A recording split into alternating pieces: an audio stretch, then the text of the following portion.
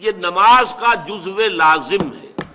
اصل نماز یہی ہے کہ حضور نے فرمایا لا صلاۃ لمن لم یقرأ بفاتحۃ الکتاب، اس شخص کی کوئی نماز نہیں ہے جس نے کہ سورہ فاتحہ کی تلاوت نہیں کی. اب اس سے ہمارے ہاں ایک بڑا اختلاف پیدا ہوا، وہ نوٹ کر.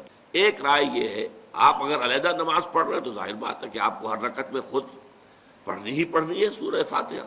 جب باجماعت پڑھ رہے ہیں اب کیا شکل، امام پڑھ رہا ہے سورہ فاتحہ تو کیا مقتدی کو بھی پڑھنی چاہیے؟ اس حدیث میں جو الفاظ کی شدت ہے اس کی بنا پر رجحان یہ ہوتا ہے کہ یقیناً اس صورت میں ہر شخص کو لا صلاۃ لمن لم یقرأ بفاتحۃ الکتاب، جس نے کہ فاتحہ کی تلاوت نہیں کی، قرات نہیں کی، اس کی کوئی نماز ہی نہیں. تو یہ موقف ہے امام شافعی کا، یہی مسلک ہے ہمارے اہل حدیث بھائیوں کا کہ آپ چاہے اکیلے نماز پڑھ رہے ہو، چاہے امام کے پیچھے پڑھ رہے ہو، اور چاہے امام جو ہے وہ جہری رکعت پڑھا رہا ہے اور چاہے سری رکعت پڑھا رہا ہے. خاموشی والی رکعت سورہ، آپ کو معلوم ہے کہ نماز جو ظہر اور عصر کی ہے تو چاروں رکعتیں جو ہے وہ سری ہیں. مغرب کے اندر آ کر دو جہری ہیں ایک سری ہے، عشاء میں آ کر دو جہری ہیں دو سری ہیں، سورہ اور نماز فجر کے اندر دونوں جو ہیں وہ جہری ہیں. تو چاہے جہری ہو چاہے سری ہو آپ کو بھی لازماً جو مقتدی ہے اسے بھی سورہ فاتحہ پڑھنی ہوگی. لیکن ایک مسلک یہ ہے، اور یہ مسلک جو ہے یہ در حقیقت قرآن مجید کی ایک آیت کے اوپر مبنی ہے. سورہ اعراف کے آخر میں فرمایا گیا وَإِذَا قُرِئَ الْقُرْآنُ فَاسْتَمِعُوا لَهُ وَأَنصِتُوا، جب قرآن پڑھا جا رہا ہو تو توجہ سے اسے سنو، خود خاموش رہو. اس کے بنا پر ایک رائے یہ ہے کہ آپ امام کے پیچھے سورہ فاتحہ نہیں پڑھیں گے. پڑھا جا رہا ہے سنو، خود خاموش رہو. اس میں جو حنفی مسلک ہے وہ بہت سخت ہے، اور وہ یہ ہے کہ چاہے سری نماز ہو اور چاہے جہری ہو، ہر کسی بھی حالت میں مقتدی جو ہے وہ سورہ فاتحہ نہیں پڑھے گا. اب اس میں ذرا سا سوال پیدا ہوتا ہے کہ جہری رکعت میں تو اس آیت کا اطلاق ہو جائے گا کہ وَإِذَا قُرِئَ الْقُرْآنُ فَاسْتَمِعُوا لَهُ وَأَنصِتُوا، سری میں تو اس آیت کا اطلاق نہیں ہوتا. بہرحال یہ مسلک ہے امام شافعی کا، ایک انتہا پر ہے ہر صورت میں سری ہو یا جہری ہو آپ کو پڑھنی ہی پڑھنی ہے. اور امام ابو حنیفہ دوسری انتہا پر ہے کہ چاہے سری ہو چاہے جہری ہو کسی شکل میں نہیں پڑھ. امام مالک کا مسلک ہے درمیان میں، جہری نماز میں خاموش رہو اور سنو، اس آیت کا اطلاق ہو جائے گا.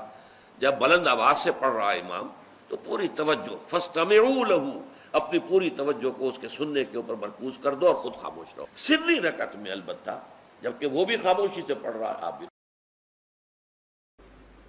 فرض نماز کی تیسری اور چوتھی رکعت میں سورہ فاتحہ پڑھنا لازم نہیں ہے. ایک دن میں نے مسئلہ بیان کیا، ایک صاحب مجھ سے الجھ گئے، کہہ رہے ہیں حدیث میں تو آتا ہے جو فاتحہ نہیں پڑھتا اس کی نماز نہیں ہوتی. آپ کہہ رہے تھے، میں نے کہا حدیث میں یہ نہیں آتا کہ ہر رکعت میں جو فاتحہ نہیں پڑھتا اس کی نماز نہیں ہوتی. حدیث میں آتا ہے جو نماز میں فاتحہ نہیں پڑھتا اس کی نماز نہیں ہوتی. اسی وجہ سے امام مالک کا مذہب یہ ہے کہ ایک رکعت میں بھی سورہ فاتحہ پڑھ لی تو باقی رکعتوں میں لازم نہیں ہے، کیونکہ نماز میں فاتحہ ہو گئی، رکعت کا نہیں ہے. عبداللہ ابن مسعود رضی اللہ تعالیٰ عنہ سے مروی ہے کہ فرض کی تیسری اور چوتھی رکعت دعا ہے. تو عبداللہ ابن مسعود رضی اللہ تعالیٰ عنہ بہت بڑے فقیہ تھے، ان کا فتویٰ ہمارے لیے دلیل کے طور پر کافی. وہ نبی کی نمازوں کو ہم سے زیادہ جانتے تھے. تو ہر رکعت میں سورہ فاتحہ پڑھنا لازم. فرائض کی سورۃ الاعراف کی آیت نمبر 204، بسم اللہ الرحمن الرحیم وَإِذَا قُرِئَ الْقُرْآنُ فَاسْتَمِعُوا لَهُ وَأَنصِتُوا لَعَلَّكُمْ تُرْحَمُونَ، اور جب القرآن پڑھا جائے تو اسے متوجہ ہو کر سنا کرو اور خاموشی اختیار کرو تاکہ تم پر رحم کیا جائے. تو تعویل عام کے اعتبار سے یہ آیت واقعی ہی ہر اس جگہ پر لاگو ہوگی جہاں قرآن پڑھا جا رہا ہوگا، چاہے نماز میں ہوگا یا نماز کے باہر. اور یہ میرا اپنا فتویٰ نہیں بلکہ پوری امت کا، محدثین کا اجماع ہے اس بات. اور اس میں یہ جو جعلی باتیں جی یہ مکی آیت تھی، جی وہ نماز تو مدینے میں فرض ہوئی، اور بھائی چاہے مکی تھی یا مدنی تھی اس سے تو فرق ہی نہیں پڑتا. یہ تو وہی بات ہے کہ جی یہ آیتیں بتوں کے بارے میں یہ ادھر نہیں لگ سکتی. یہ وہی لیم ایکسکیوزز، لنگڑے قسم کے ایکسکیوز، لیم ایکسکیوز. اور یہ دونوں طرف سے ہیں، ادھر سے بھی ہے، یہ کہتے ہیں مکی آیت ہے، وہ کہتے ہیں جناب دیکھیں نا جی قرآن میں حکم ہے قرآن سنو. تو ہم اس لیے فاتحہ نہیں پڑھتے کہ امام کو سن رہے ہوتے ہیں. تو بھائی عشاء کی آخری دو رکعتوں میں اور مغرب کی آخری رکعت میں اور ظہر اور عصر میں اس وقت تم کون سا قرآن سن رہے ہوتے ہو؟ اس وقت کیا تکلیف ہوتی ہے؟ اس وقت کیوں نہیں سورۃ الفاتحہ پڑھتے؟ تو وہ بھی جعلی بات کر رہے ہوتے ہیں. تو جعلی بات پکڑی جاتی ہے. وہ جی قرآن میں آیا قرآن پڑھا جائے خاموشی سے سنو. بھائی عشاء کی آخری دو رکعتوں میں اونچی آواز سے پڑھا جا رہا ہوتا ہے تو اس میں آپ کیوں پھر نہیں پڑھتے؟ ضد پہ اڑے ہوئے ہو.